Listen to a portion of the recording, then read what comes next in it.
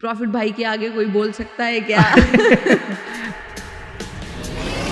क्या tax planning का मतलब ये होता है टैक्स बचाना? जो लीगल धड़े हैं उसको यूज करके आप अपना टैक्स बचाइए। इंडिया में नेक्स्ट 5 इयर्स में स्टॉक मार्केट कैसा रहेगा? ये तो $1 ट्रिलियन क्वेश्चन है। फाइनेंसिस के लिए एक फाइनेंशियल डॉक्टर होना जरूरी है। ये लाखों रुपए बैंकों में रखने से आपको ना रिटर्न मिल रहा है, वो पैसा आप म्यूचुअल फंड में डालें या सिंपल लिक्विड फंड में डालें। बैंक में पैसा रखना खुद ही सरकार कह रही है कि वर्थ नहीं है, लेकिन वो लिक्विड फंड प्रमोट नहीं कर सकते ना।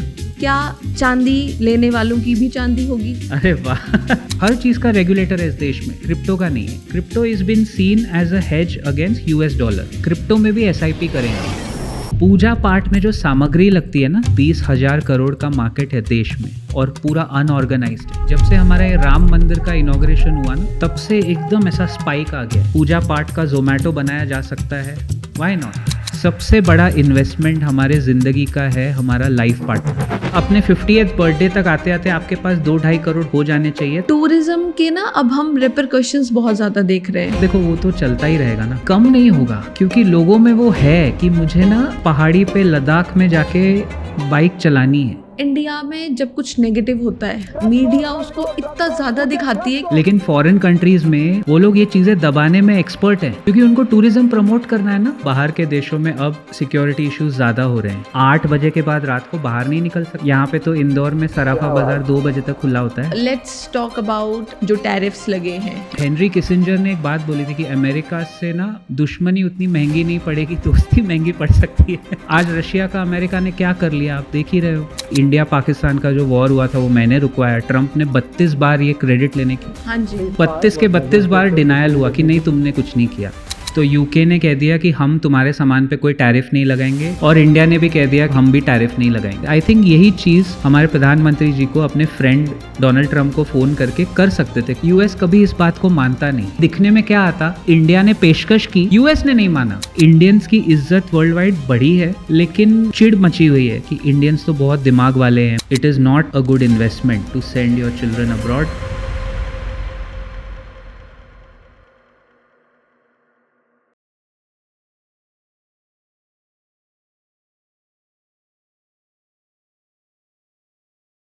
Hi sir.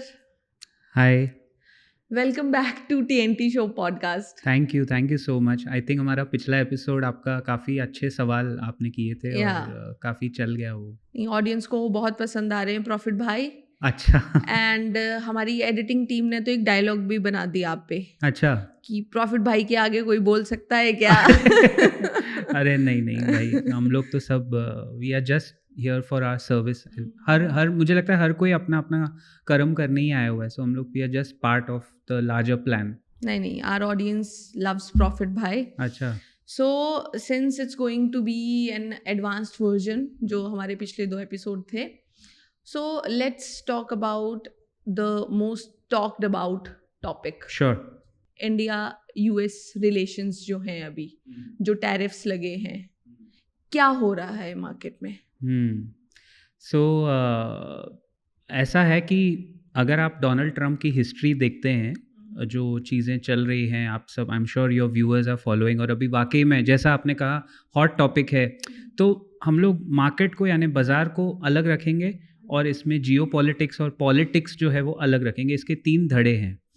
एक तो है ग्लोबली क्या हो रहा है। ग्लोबली ये हो रहा है कि जब से वो इंसान, किसी ने नहीं सोचा था कि ट्रंप 2.0 में वो इतना ज़्यादा मैंडेट के साथ यानी बहुमत के साथ जीतेंगे यूएस में। He is one with a record mandate, ठीक है ना। उस वजह से वो क्या कर रहा है कि अमेरिका के ऊपर $37 ट्रिलियन का डेट है, कर्जा है।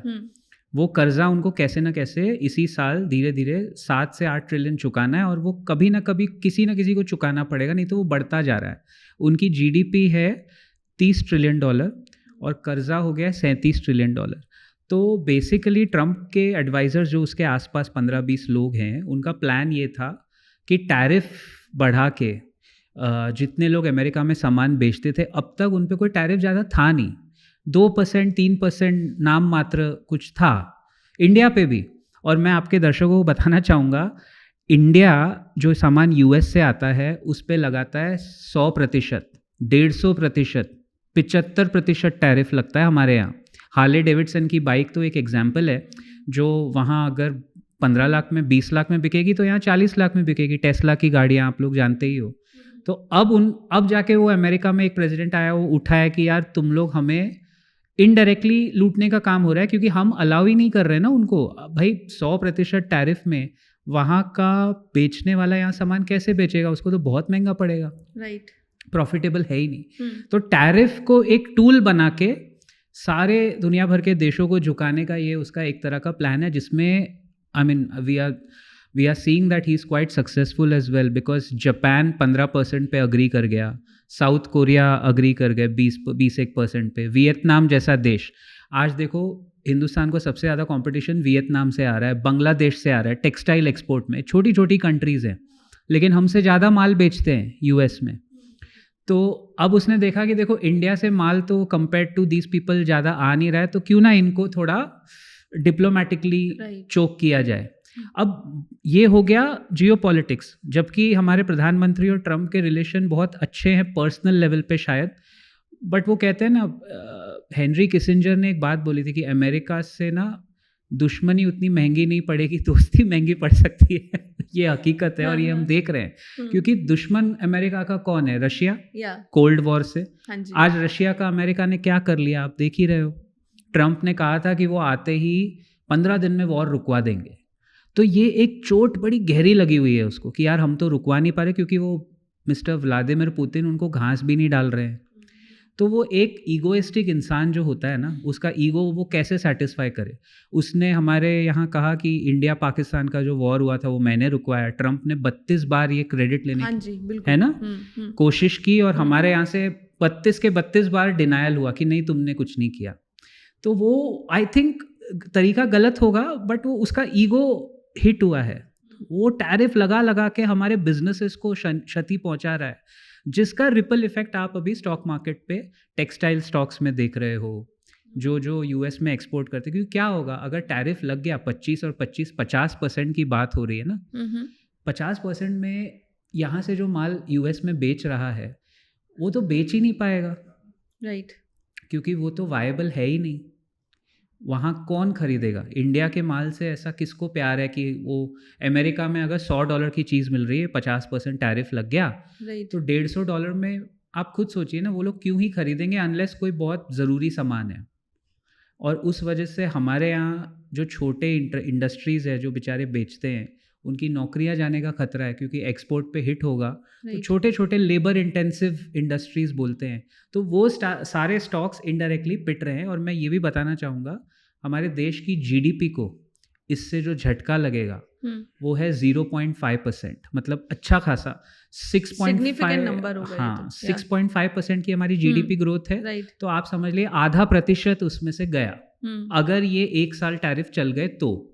लेकिन अभी उन्होंने कुछ रियायत दी है, कुछ चल रहा है, डेवलपिंग स्टोरी है। तो जब तक मेरे ख्याल से उनका ईगो सेटिस्फाई नहीं होगा वो चलता रहेगा। मार्केट तो उससे थोड़ा, बट मार्केट का मैं आपको बताऊं, वो एक रीजन से ना 2 बार नहीं गिरेगा, यानी शेर आया करके। अब 3 बार अगर ट्रम्प कुछ बोल देना, टैरिफ के बारे में बोल चुका है, तो मार्केट इतना गिर नहीं रहा है।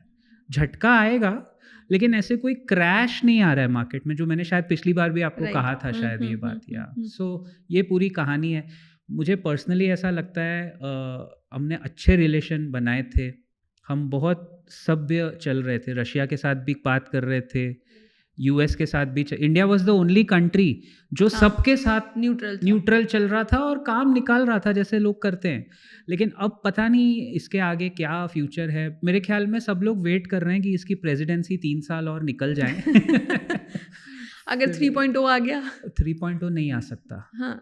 क्योंकि वहाँ रूल है यूएस में। अच्छा, 2 बार। अच्छा सवाल है आपका कि 2 बार के बाद आप पार्टिसिपेट ही नहीं कर सकते। तो ट्रम्प को पता है ये उसका आखिरी मौका है, इसीलिए ये सब घातक कदम उठाए जा रहे हैं। उनको पता है यही चांस है। और यूएस में हर 2 साल में ना मिड टर्म इलेक्शन होते हैं। तो 2026 नवंबर में भी उस पर प्रेशर आने वाला है, क्योंकि अगर उनकी पार्टी नहीं जीत पाई तो वो माइनॉरिटी में चली जाएगी। तो ये सब चीज़ें फिर लागू नहीं होगी। तो मेरे ख्याल से सारे देशों ने जिन्होंने बहुत समझदारी का काम किया, जापान, कोरिया, वियतनाम, कि 1-1.25 साल बचा है, देख लेते हैं यार, बाद में देख लेंगे क्या होता है। अगर इनकी माइनॉरिटी गवर्नमेंट हो गई तो वैसे ही बला टली। तो इस सब सिचुएशन में यूएस मार्केट में, यूएस स्टॉक मार्केट में इन्वेस्ट करना चाहिए? ये बहुत अच्छा सवाल है। आई थिंक इंडिया में भी काफ़ी लोग यही सोचते हैं कि यूएस में, देखिए इस वक्त तो आई थिंक अभी अगर आप बात करें, अभी दे आर वेरी हाई, मतलब यूएस मार्केट्स बहुत चरम सीमा पे पहुंच चुके हैं। सो एंड वहाँ के हमारे जो वेंडर्स भी हैं, मेरे खुद के कुछ मित्र हैं, काफ़ी मित्र हैं हमारे, वो लोग भी यही बोल रहे हैं कि थोड़ा ओवर वैल्यूड है। सो अगर आप सिस्टमैटिक इन्वेस्टमेंट प्लान SIP करना चाहते हैं, इट्स अ गुड मार्केट। लेकिन अगर आप अभी लमसम लेके यूएस मार्केट में कूदेंगे तो मैं फिर कहूँगा उससे बेटर हमारा इंडियन मार्केट है, जो करेक्शन दे रहा है। यू नो वहाँ के मार्केट नैस्डैक, डाउ जोन्स और S&P इंडेक्स तीनों बहुत ऊपर निकल चुके हैं, ओवर वैल्यूड है। तो थोड़ा करेक्शन आए 10%, उसके बाद एंट्री लेंगे, मेरे हिसाब से वो बेटर है। बट अभी रुक जाना चाहिए, अभी रुक जाना चाहिए। And you should consult your financial advisor. कोई भी स्टॉक्स यहाँ मेंशन है वो सिर्फ एग्जाम्पल के तौर पे है, बट या वैसा है उसका। सर इंडिया और यूके का अभी फ्री ट्रेड एग्रीमेंट साइन हुआ है, सो उससे इंडिया को कितना फ़ायदा रहेगा? ये काफ़ी अच्छी चीज़ हुई है, it's a big development actually. So FTA sign हुआ है, फ्री ट्रेड एग्रीमेंट का मतलब है जो जैसे टैरिफ का सब चल रहा है, तो यूके ने कह दिया कि हम तुम्हारे सामान पे कोई टैरिफ नहीं लगाएंगे, नील बटे सन्नाटा 0%। और इंडिया ने भी कह दिया कि तुम भी यहाँ भेजो सब, हम भी टैरिफ नहीं लगाएंगे। ठीक है, तो फ्री ट्रेड एग्रीमेंट हो गया। सिंपल टर्म्स में यहाँ से सामान वहाँ जाएगा, जो भाव पे जा रहा है वो प्राइस पे जाएगा, वहाँ से यहाँ आएगा, जो आ रहा है वो आएगा, हम भी नहीं लगाएंगे कोई ड्यूटी टैक्सेस, वो भी नहीं लगाएंगे, बस सिंपल। ये बहुत अच्छी चीज़ हुई है, बट मुझे लगता है इसमें बेनिफिट उनको ज़्यादा होगा क्योंकि हम यूके से ज़्यादा इम्पोर्ट करते हैं। हमारा वहाँ भी जाता है सामान, ऐसा नहीं है, बट आप देखिए ना चॉकलेट्स जो आते हैं वहाँ से, स्कॉटलैंड से स्कॉच की विस्की आती है अब इससे ज़्यादा मुझे कुछ कहने की ज़रूरत नहीं है, बट वो अगर उसका प्राइस कम हो गया, हालांकि इसमें एक बहुत बड़ा प्रॉब्लम है, स्टेट में जैसे महाराष्ट्र में या पंजाब में आ गई दिल्ली तक फ्री ट्रेड एग्रीमेंट, उसके आगे जब वो स्टेट में जाएगी, अगर स्टेट वालों ने कुछ अपना वैल्यू एडेड टैक्स लगा दिया, वैट लिकर पे, क्योंकि वो लिकर है, वो लग्जरी सिन गुड है, वो अगर स्टेट ने कुछ अपनी अलग पॉलिसी बना के कुछ लगा दिया तो फिर वो मामला वही का वही रह जाएगा, सिर्फ लिकर पे। लेकिन हाँ, चॉकलेट बच जाएंगे, खिलौने वगैरह जो हम वहाँ से लेते हैं, हैमलीज तो खैर अभी रिलायंस का ही ब्रांड है, बट अच्छा कदम है। सी इसमें ना सिम्बॉलिकली आप जो मैसेज दे रहे हो दुनिया को कि टैरिफ के बिना भी काम हो सकता है। आप हम पे मत लगाओ, हम आप पे नहीं लगाते। आई थिंक यही चीज़ हमारे प्रधानमंत्री जी को अपने फ्रेंड डोनाल्ड ट्रंप को फ़ोन करके कर सकते थे, कोशिश कर लेते कि हम क्यों ना FTA साइन करें। US कभी इस बात को मानता नहीं क्योंकि वो हमारे साथ डेफिसिट में है, लेकिन अगर हमारी कंट्री कदम उठा देती ना तो ग्लोबली दिखने में क्या आता कि इंडिया ने पेशकश की, US ने नहीं माना, राइट। जबकि हमें पता है वो नहीं मान सकता, लेकिन आप बोल तो दो आप बोल के देख लो, आपको तो नुकसान हो नहीं रहा है क्योंकि वैसे भी उनका सामान तो यहाँ वायबल है नहीं, बिकता भी नहीं है, राइट, है ना। तो ये एक अच्छा तरीका है, यूके के साथ अच्छा डील हुआ है हमारा वैसे। सो अब बात करते हैं इंडिया में, अभी हम देख रहे हैं गोल्ड प्राइसेस जी, और गोल्ड को लेकर इंडिया में दीवानगी भी अलग लेवल की है। सो गोल्ड प्राइसेस जिस तरह से बढ़ रहे हैं, इतने सालों में हमने देखा है, हर कोई, चाहे किसी के पास शादी करने के पैसे भी नहीं होते हैं, बट शादी में कुछ इतना तोला सोना लेना ही पड़ता है, एक अमाउंट, राइट। एंड लेकिन अब हम देख रहे हैं प्राइस इतना ज़्यादा बढ़ गया है, लेकिन अब इस रेस में चांदी भी आ गई है। चांदी भी आ गई। सो अब क्या चांदी लेने वालों की भी चांदी होगी? अरे वाह ये बहुत अच्छा सवाल है आपका। हाँ, सो देखिए सिल्वर का इंडस्ट्रियल यूज़ भी होता है ना, सिल्वर इंडस्ट्री में भी यूज़ होता है। अब सोना तो 1 लाख रुपया हो गया, 1 लाख रुपया पर तोला, 10 ग्राम्स, 10 ग्राम्स यानी 1 तोले का 1 लाख रुपया हो गया। किसने सोचा था यार। 2005 मेकिंग चार्जेस अलग। हाँ, 2005 में मुझे याद है 4,000 रुपये पर तोला था, 4 या 5,000 रुपया था। 20 साल में सोना 20 गुना हो गया है। बट अब आप पूछ रहे हो कि यहाँ से चांदी वालों की चांदी होगी कि नहीं, तो the answer to your question is yeah, from here I think silver थोड़ा ज़्यादा ग्रो कर सकता है मार्जिनली। लेकिन ये दोनों जो है ना, देखिए ये दोनों इन्वेस्टमेंट नहीं है, ये कैसा है कि अगर आपके पास किसी के पास ज़्यादा कैश है या कुछ ज़्यादा एक्स्ट्रा लिक्विड मनी आ गया है, तो आप कैश रखने के बजाय थोड़ा गोल्ड ले लिए। जैसे आपने कहा शादियों में लोग करते हैं, वो फिर पीढ़ी दर पीढ़ी पास ऑन होता रहता है। या बट वो इन्वेस्टमेंट की तरह उसको नहीं लेना चाहिए, स्पेशली इस प्राइस पे, राइट। क्योंकि अब यहाँ से नोबडी नोज। देखिए सोना बढ़ा हाँ, क्यों? क्योंकि वही कि सोने का ये भी मुझे पूछना था, हाँ। क्या अब क्रैश आएगा, क्या दाम घटेंगे? अगर दाम घट भी गए तो सोने का वो हिस्ट्री रहा है गोल्ड प्राइसेस का, वो 10-15% से ज़्यादा गिरते भी नहीं है ना। सिल्वर भी सेम, इनफैक्ट सिल्वर ज़्यादा स्टेबल रहता है, आपने सही कहा। तो टेक्निकली दोनों में से एक चुनना हो तो इस वक्त यहाँ से 2025 अगस्त के आगे तो सिल्वर ही चुनना चाहिए मेरे ख्याल से। लेकिन वही गिरेगा भी तो 10-15% गिरता है। और सोना चढ़ा क्यों है? कोविड के बाद, राइट। क्योंकि जब दुनिया में महामारी थी, अनसर्टेनिटी, तो सारे सेंट्रल बैंक्स ने सोना भर भर के लिया डॉलर के अगेंस्ट प्रोटेक्ट करने के लिए, तो वो उस वजह से चढ़ा है। और ये गोल्ड की हिस्ट्री है, हर 5-10 साल में ऐसा एक इवेंट आता है जब लोग डर जाते हैं और सोना होल्ड करते हैं। तो अगर आप पूछेंगे वो 1.5 लाख तक जाएगा, मैं कहूँगा येस।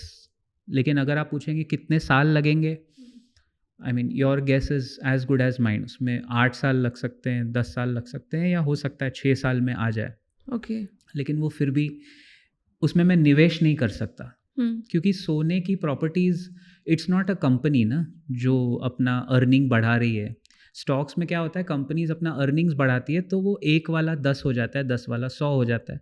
सोना is good for parallel as a hedge against inflation, कि महंगाई दर के खिलाफ सोना आपको हमेशा काम आएगा, है ना। वैसे डेफिनेटली। सो ऐसे ही मतलब गोल्ड को हम एक लिक्विड फंड की तरह नहीं ट्रीट कर सकते, राइट? इंटरेस्टिंग। नहीं, हैं गोल्ड के लिक्विड फंड्स हैं, गोल्ड के ETFs हैं जिनको एक्सचेंज ट्रेडेड फंड्स बोलते हैं, आप कर सकते हो, क्यों नहीं। ऑडियंस को प्लीज़ बताइए भी लिक्विड फंड्स होते क्या हैं? हाँ, तो ये आजकल बहुत चर्चित टॉपिक है। देखिए, लिक्विड फंड्स बेसिकली ये है कि मान लीजिए आपके बैंक में, किसी के बैंक अकाउंट में पड़े हुए हैं 5 लाख रुपए। ओके। अब आपको सेविंग्स बैंक में इंटरेस्ट रेट मिलेगा 2.5%, अब तो और कम हो गया है 3%। तो liquid funds are very safe mutual funds. वो डेट इंस्ट्रूमेंट्स में पैसा लगाते हैं, समझ लीजिए वो FD की तरह है, लेकिन FD वाला कमिटमेंट नहीं आपसे मांगते। तो अगर मैंने 5 लाख रुपया बैंक में न रखने के बजाय कोई लिक्विड फंड में रखा तो उसकी कोई फीस नहीं है, प्रोसेसिंग फीस नहीं है, कोई कमिटमेंट नहीं है, और पर ईयर मतलब हर साल 6.5 to 7% का रिटर्न मिल जाता है। लेकिन उसमें फ़ायदा ये है कि अगर आपने FD कराई है तो आपको FD फिर कंटिन्यू करनी पड़ेगी साल भर, नहीं तो फीस लगेगी, पेनल्टी लगेगी। लिक्विड फंड में कैसा है, आप पैसे डालें और 2 महीने बाद आपको ज़रूरत पड़ गई तो आप निकाल लो। ओके। तो प्रोपोर्शनल 6.5-7% आपको मिल जाता है बैंक अकाउंट से double. Okay. That is better है 100% बेटर है। क्योंकि आपको शायद पता होगा, पिछली बार हमने शायद ये पॉइंट इतना डिटेल में टच नहीं किया था, बट सरकार का एक लिमिट है कि आप बैंक में 5 लाख रुपए तक ही अगर रखते हो तो अगर कल को भगवान ना करे बैंक बंद हो गई तो 5 लाख तक सरकार आपको इंश्योर करती है कि हम दे देंगे, दिलवा देंगे।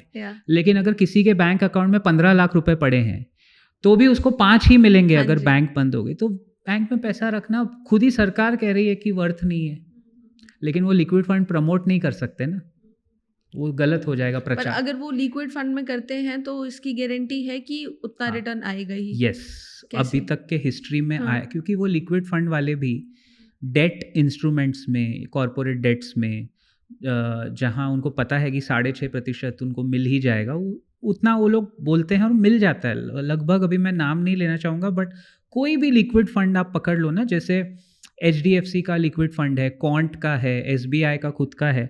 लिक्विड फंड जहां आ गया वहां एक फिक्स्ड वो देंगे आपको कि इतना आपको मिलने वाला है। वो 100% रहता है? 100% रहता है। मार्केट रिस्क है, बट मोटा मोटा आप समझ लो मिल जाता है, इतना कोई टेंशन नहीं।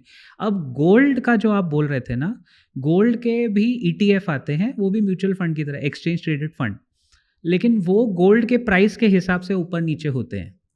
तो उसमें वो रिस्क है, जो सोना खरीदने में रिस्क है वो उसमें भी है प्राइस का।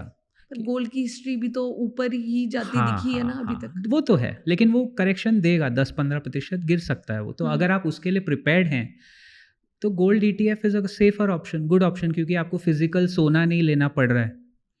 जैसे मैं आपको एक और चीज़, ऑफ टॉपिक थोड़ा आगे शायद हम बात कर सकते हैं, क्रिप्टो जो है, क्रिप्टो करेंसी हाँ, के ये भी। मैं इस पे आने वाली थी वैसे। अच्छा अच्छा, तो हाँ हाँ, मैं यही बोल रही थी कि इतने सालों में हमने क्रिप्टो करेंसी की भी बहुत न्यूज़ देखी, कभी बहुत ज़्यादा ट्रेंड में रहा, कभी एकदम से हो गया कि नहीं चल रहा है। सो अभी क्या सिचुएशन है, क्या कंडीशन है, क्या ये अभी लीगल है? तो इसकी लीगैलिटी पे हमेशा ना सवालिया निशान खड़ा हो जाता है।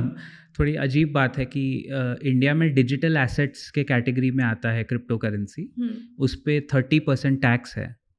लेकिन अगर आप पूछेंगे तो क्रिप्टो का प्रॉब्लम क्या है इस देश में, कि कोई रेगुलेटर नहीं है। जैसे इंश्योरेंस के लिए आपके पास IRDA है, insurance regulatory authority.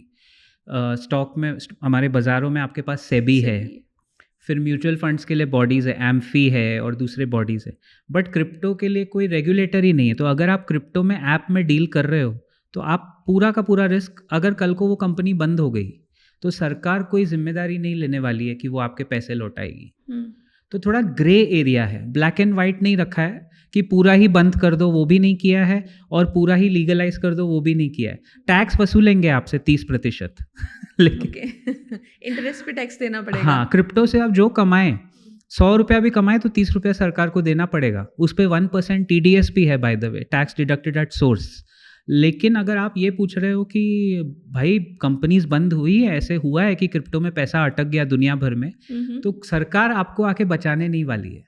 Mutual fund में आप बचे हुए हो, स्टॉक्स में बचे हुए हो, रियल एस्टेट में भी रेरा है हमारे पास, है ना, रियल एस्टेट रेगुलेटरी, हर चीज़ का रेगुलेटर है इस देश में, क्रिप्टो का नहीं है।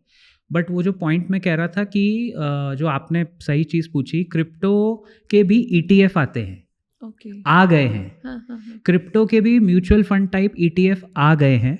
तो मेरा सुझाव रहेगा आपके दर्शकों से कि अपने फाइनेंशियल एडवाइजर से बात करके देखिए, हमारा जो चैनल है प्रॉफिट बाय इंडिया, उस पर भी हम लोग यही बात करते हैं कि कैसे क्रिप्टो के प्राइस को, हमें तो प्राइस में कमाना है, चाहे वो गोल्ड हो, क्रिप्टो हो या म्यूचुअल फंड हो।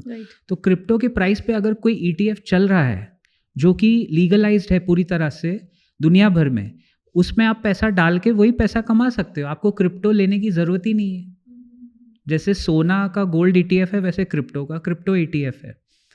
तो ये पहले नहीं था, ये आई थिंक हमारे पिछले पॉडकास्ट और अभी में ये बहुत अच्छी चीज़ हुई है कि क्रिप्टो के ना ETF खुल गए दुनिया भर में, और दुनिया भर से पैसा, मैं बताना चाहूँगा, क्रिप्टो में जा रहा है।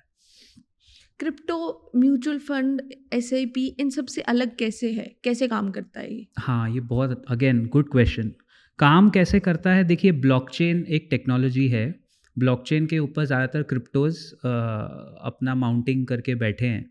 तो उसमें टॉप 5 US के गवर्नमेंट, डोनाल्ड ट्रंप, अगेन उसके आने के बाद उन्होंने US में क्रिप्टो करेंसी का एक डिपार्टमेंट बना दिया सरकारी, जो पहले नहीं था। तो जब से वो बना है, आप देखेंगे 5 नवंबर को ट्रंप की नियुक्ति हुई थी US में, और वहाँ से आप सारे क्रिप्टो के प्राइजेस देख लो, सब 5-5 गुना हो गए एक साल में, क्योंकि वो डिपार्टमेंट बना। अब वो रिस्की इसलिए है क्योंकि काफ़ी लोगों को समझ में नहीं आता है वो चलता कैसे है। वो डिमांड सप्लाई पे ही चलता है बेसिकली। जितने ज़्यादा लोग खरीदेंगे भाव बढ़ेगा, जितने ज़्यादा लोग बेचें भाव गिरेगा। लेकिन ब्लॉकचेन एज अ टेक्नोलॉजी जो है वो फ्यूचर है, वो उसका एसेंस है क्रिप्टो का। तो बिटकॉइन, सोलाना, रिपल, इथेरियम और एक और ऐसा कार्डाना या कार्डानो करके 5 क्रिप्टो हैं जो US वालों ने बोले हैं कि ये मतलब ग्लोबली रिकग्नाइज्ड है कि ये सेफ है, इसमें आपको प्रॉब्लम नहीं होगा। ऐसे क्रिप्टो करेंसीज दुनिया भर में लाखों हैं, लाखों। लेकिन ये टॉप की जो 5 जो मैंने नाम बताए, इसमें ब्रॉडली आप समझ लो ना, देखो म्यूचुअल फंड भी स्टार्टिंग में आए थे तो वो अनसेफ माने जाते थे, फिर धीरे हर नई चीज़ को सेटल होने में थोड़ा टाइम लगता है। लेकिन क्रिप्टो में टेक है, जब से ये म्यूचुअल फंड क्रिप्टो में आ गए ना, तब से मैं खुद कहूँगा कि it is not unsafe. Unsafe नहीं है, क्योंकि अगर दुनिया की सबसे बड़ी इकोनॉमी में उसका डिपार्टमेंट बन गया है, वो लोग उसको प्रमोट कर रहे हैं। Crypto is been seen as a hedge against US dollar, कि कल को अगर US डॉलर कोलैप्स होता है ना और आपके पास क्रिप्टो पड़े हुए हैं, तो आप बच जाओगे। मतलब आपका फंड्स, गवर्नमेंट का काफ़ी सारे फंड्स अब क्रिप्टो में जा रहे हैं, धीरे धीरे धीरे धीरे हो रहा है वो। ओके, सो 2025 में इसमें निवेश करा जा सकता है? करना चाहिए, लेकिन फिर भी मैं कहूँगा एसआईपी रूट लें। क्रिप्टो में भी एसआईपी करें आप। क्रिप्टो में भी अगर एसआईपी करेंगे तो हर गिरावट में आप पकड़ सकते हो ना। राइट। लमसम ना करें, लमसम करने लायक चीज़ नहीं है वो एक्चुअली।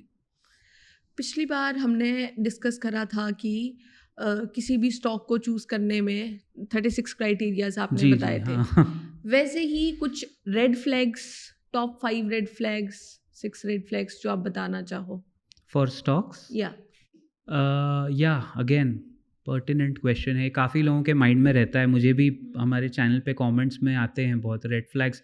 क्या होता है ना, जब हम रेड फ्लैग पहले बताते हैं तो किसी को विश्वास नहीं होता कि नहीं नहीं ये कंपनी कैसे डूबेगी। तो सबसे पहला रेड फ्लैग तो ये है कि आप प्रमोटर होल्डिंग देखें। प्रमोटर होल्डिंग अगर 25% से कम है तो कंपनी के प्रमोटर को ही अपने बच्चे पे यानी अपनी कंपनी पे भरोसा नहीं है। इसमें मैं एग्जांपल ले सकता हूँ, अभी हालिया केस है, इस पर हमने कवर भी किया था। ये एक कंपनी है, कोई बाय या सेल रिकमेंडेशन नहीं है, इट्स जस्ट एन एग्जांपल। तो आप फाइनेंशियल एडवाइस से पूछ के ही निवेश करें या मत करें, जो भी। पीजी इलेक्ट्रोप्लास्ट है ना, इनके प्रमोटर का स्टेक था यानी मालिकाना हक जो था वो 61% कुछ था पिछले साल, और कंपनी बेतहाशा ग्रोथ किए जा रही है।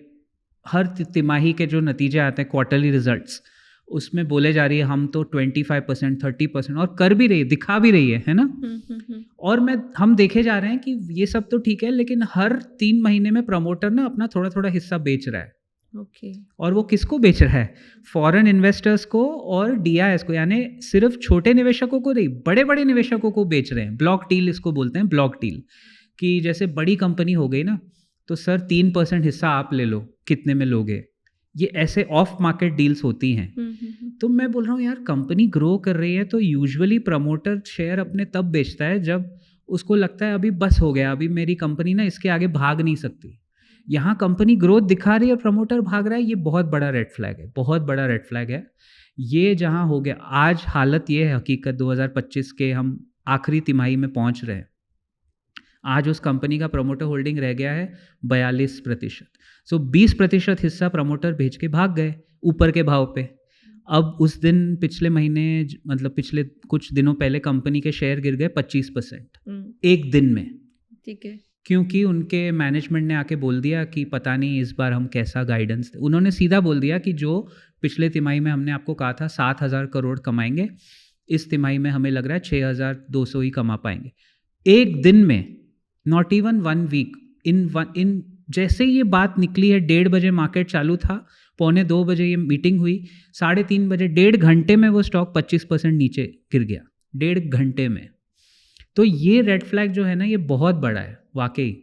प्रमोटर होल्डिंग 25% से कम नहीं होनी चाहिए, और प्रमोटर के जो शेयर्स हैं वो गिरवी नहीं होने चाहिए, यानी प्लेज्ड नहीं होने चाहिए, किसी को उन्होंने गिरवी नहीं देने हैं। तो इसको हम ओवररेटेड स्टॉक भी बोल सकते हैं। परफेक्ट, इसको आप ओवररेटेड, ओवर वैल्यूड स्टॉक बोल सकते हैं, या ओवर वैल्यूड बोल सकते हैं इसको। जो बट ये बहुत एक अजूबा केस निकला नित्या जी, क्योंकि कंपनी ग्रो कर रही थी फिर भी ऐसा हो गया, सोचिए। और आपको मैं एक चीज़ और आपके माध्यम से बताना चाहूँगा आपके दर्शकों को। पीजी इलेक्ट्रोप्लास्ट का नाम अच्छा स्टॉक है, अच्छा स्टॉक है, छोटा छोटा ये छोटा वो करके, छोटा फटाका करके पिछले 2 साल से हर बिजनेस चैनल पे, हर मीडिया हाउस में, इकोनॉमिक टाइम्स जैसे पेपर में इसको मैं नहीं कहूँगा प्रमोट किया गया, लेकिन इसका नाम हमेशा आता था कि ये अच्छी कंपनी है, अच्छी कंपनी है, अच्छा कर रही है, अच्छा कर रही है। और देखिए अंत में हुआ क्या। तो अब आप बोलोगे कि फिर कौन रिलायबल है? राइट। ऐसे तो यू नेवर नो कि किसकी न्यूज़ कितनी रिलायबल है, आपको खुद ही अपना एनालिसिस करना पड़ेगा, है ना। इसके लिए I think we need somebody like you, financial advisors. हाँ, we need definitely, maybe not me, but you need some SEBI registered financial advisor. एक आपके पास होना चाहिए बंदा जो 24 घंटे उसी में लीन रहे कि क्या है क्या नहीं है, जिसको सोना जागना खाना पीना कंपनीज में ही हो रहा है। क्योंकि ये बहुत डिफ़िकल्ट काम हो गया आजकल, मैं सच बता रहा हूँ। कंपनीज का सर्वाइवल रेट ही 10 साल है। 10 साल के ऊपर शायद कंपनी टिके ही नहीं, कंपनी बंद हो जाए। तो आप निवेश कैसे करोगे राइट। लॉन्ग टर्म, है ना? तो ये डिफ़िकल्ट हो गया, it is actually become very difficult to pick stocks. एक और रेड फ्लैग है, एक तो ये मैंने बताया गिरवी नहीं होनी चाहिए, प्रमोटर प्लेज। अगर हम देखते हैं कि कंपनी अपने ऑडिटर की फ़ीस बढ़ाई जा रही है, ये आपको बैलेंस शीट P&L में मिल जाएगा, यानी कंपनी के ऑडिटर हैं। ऑडिटर आप जानते हो हर साल आके सर्टिफिकेट देते हैं कि ठीक चल रहा है। आप देख रहे हो हर साल कंपनी ग्रो कर रही है, लेकिन ऑडिटर की फ़ीस बेतहाशा बढ़ती जा रही है। आप समझ जाइए कुछ, ये तो 100% मेरा ट्राइड एंड टेस्टेड। ऑडिटर की फीस ट्रैक कहाँ पे करेंगे? बैलेंस शीट और प्रॉफिट एंड लॉस स्टेटमेंट आप पढ़ें, या सिंपल मैं बोलता हूँ, कंपनी की एनुअल रिपोर्ट आती है हर साल, 300 पेजेस की रिपोर्ट होती है। आज तो हमारे पास AI है, आप AI में एक सिंपल कमांड डाल दो और उसमें लिखो 3-4 साल की ऑडिटर फीस आ जाएगी, देख लो कितनी बड़ी है नहीं बड़ी। अगर ऑडिटर की फीस कंपनी वाला बढ़ा रहा है, आप समझदार हैं, आप समझ जाओ क्यों बढ़ा रहा होगा। L&T, लार्सन एंड टूब्रो से तो बड़ी कोई कंपनी नहीं है इस देश के, उस सेक्टर में वो महारथी है। राइट। L&T के ऑडिटर की फीस पिछले 25 साल से लगभग सेम है, 20-25 साल से। तो ऑडिटर की फीस बढ़ाने की कोई ज़रूरत नहीं है। अगर कोई कर रहा है तो 100% उस कंपनी में कुछ चल रहा होगा, 100%। तो ऐसे कुछ हैं रेड फ्लैग्स, हम लोग वही सिखाने की कोशिश करते हैं। इसके अलावा कोई और? इसके अलावा भी है, जैसे कंपनी की अर्निंग्स में ना रिलेटेड पार्टी ट्रांजैक्शंस, ये भी आपको अकाउंट्स में दिख जाएगा। रिलेटेड पार्टी ट्रांजैक्शंस अगर हैं, मान लीजिए अभी मैं एग्जांपल लेता हूँ, मान लीजिए आपकी कंपनी है, ठीक है ना, ABC लिमिटेड, ठीक है, और आपकी कजिन सिस्टर की एक कंपनी है XYZ लिमिटेड। अब आपने ABC लिमिटेड ने XYZ को दिखाया हुआ है एज अ वेंडर कि ये मेरे वेंडर हैं, और आप हर साल कुछ एक X अमाउंट उन्हीं को ट्रांसफ़र किए जा रहे हो एज अ वेंडर, तो ये गड़बड़ है। सब जानते हैं ना, आज कुछ डेटा छुपा हुआ नहीं है, सब जानते हैं। तो वो रिलेटेड पार्टी ट्रांजैक्शन जितने कम हो उतना सही रहता है। अगर वो बढ़ते जा रहे हैं हर साल, इसका मतलब प्रमोटर क्या कर रहा है, प्रॉफिट कमा के अपनी कंपनी से वो कहीं और निकाल रहा है पैसे, और वो आपके रिलेटेड पार्टी XYZ जो कंपनी थी या ABC जो थी, ज़रूर उसका ऑफिस कहीं बाहर खुला हुआ होगा, या मालदीव्स में होगा, या मॉरिशस में होगा, या दुबई, शेल कंपनी। करेक्ट, बिल्कुल सही कहा आपने, बिल्कुल सही। तो अगर ऐसा कुछ चक्कर हो रहा है तो ये मनी लॉन्ड्रिंग का केस बनता है। यहाँ से पैसा हमारे रिटेल निवेशकों का निकाल के बाहर के देश में जा रहा है। फिर वो, पता है फन फैक्ट आपको, वो पैसा वहाँ गया, आपने तो भेज दिया, आपने इसको एज अ खर्चा दिखाया, तो उतना आप पे टैक्स कम लगेगा, है ना। और वो पैसा वहाँ से फिर आप ही के कंपनी में निवेश होके आपके शेयर का भाव बढ़ रहा है। समझे आप, इधर से प्रॉफिट बना के मैंने वहाँ अपनी ही बहन के कंपनी को दिया किसी ने, और वो पैसा घुमा के एज अ फॉरेन इन्वेस्टर यानी विदेशी संस्थागत निवेशक बना के अपने ही शेयर के प्राइस को ऊपर और कर दिया। राइट। तो ये तो भाई क्लियर कट फ्रॉड ही हो गया ना। मैं नाम नहीं लेना चाहूँगा, लेकिन ऐसे बहुत सारे नामचीन हमारे देश में लोग हैं जिन्होंने बड़े बड़े एम्पायर बनाए हैं, उन्होंने ये काम किया है, सब ने किया है, और उन स्टॉक से मैं पर्सनली भी दूर रहता हूँ। और हाँ, हम लोग कोड वर्ड यूज़ करके बता देते हैं किसकी है। ओके। तो जैसे आपने ये सिनेरियो अभी बताया, ये टैक्स घुमाने का, क्या ये टैक्स प्लानिंग में आता है? That's a very good question यार। टैक्स प्लानिंग में देखिए, अगर लीगल है, अब इसमें आप पूछोगे क्या ये इलीगल है, I think a part of this is definitely not legal, क्योंकि आप ऐसे, ये तो अनएथिकल तो ये है ही, बट आप ना शेयर होल्डर्स के पैसे के साथ खेल रहे हो बेसिकली। टैक्स प्लानिंग में तो एक कतई नहीं आएगा, कोई आपको नहीं कहेगा कि ऐसे पैसे ना घुमा डालो। क्या टैक्स प्लानिंग का मतलब ये होता है टैक्स बचाना? हाँ, टैक्स प्लानिंग का मतलब ये है कि लीगली जो लीगल धड़े हैं, है ना, उसको यूज़ करके आप अपना टैक्स बचाइए। कैसे? जैसे एक एग्जांपल देता हूँ मैं आपको। हमारे देश में एक रूल है, HUF पढ़ा होगा आपने भी, हिंदू अनडिवाइडेड फैमिली, है ना। ये एक सरकार ने अब एक बना के दिया है रूल। कैसा है कि आपका एक पैन कार्ड है, और आपकी फैमिली में अगर किसी, सपोज किसी लड़के की फैमिली में 3 हैं, एक लड़का, उनकी वाइफ और उनका एक बेटा, ठीक है। तो वो उस लड़के का एक पैन कार्ड होगा, उनकी वाइफ का होगा, उनके बेटे का होगा पैन कार्ड। अब वो एक चौथा पैन कार्ड फैमिली में ले सकते हैं, पूरी फैमिली का, जिसको वो कहते हैं HUF, हिंदू अनडिवाइडेड फैमिली। तो वो फैमिली ना एक एंटिटी बन गई। अब वो क्या कर सकता है अगर चाहे तो, कि थोड़ा बहुत अपने बिजनेसेस या अपना इनकम उस पैन कार्ड पे टैक्स भर के उस पे ले सकता है। उसमें आपको एक अलग पैन कार्ड मिलेगा, अलग बैंक अकाउंट बनेगा, और ये सब लीगल है। तो आप अपना टैक्स प्लान करके डिवाइड करके इनकम ले सकते हो, कि अपने वेंडर को बोल दो मुझे ना थोड़ी पेमेंट आप मेरे इस पे कर लो, क्योंकि मेरा ये सर्विस आपको दिया है और ये मेरी कंपनी खुली हुई है HUF के नाम पे, इसमें आप कर लो थोड़ा पेमेंट। तो जब पेमेंट आप अलग अलग बांट रहे हो तो आपका टैक्स बच रहा है ना, एज अ फैमिली। तो ऐसे बहुत तरीके हैं टैक्स प्लानिंग में, तो बहुत चीज़ें हो सकती है। आप इन्वेस्ट कर सकते, बचा सकते हो, निवेश करके बचा सकते हो। There are ways to do it. फिर ये कैसे डिसाइड करेंगे कि वो एथिकल है या नहीं?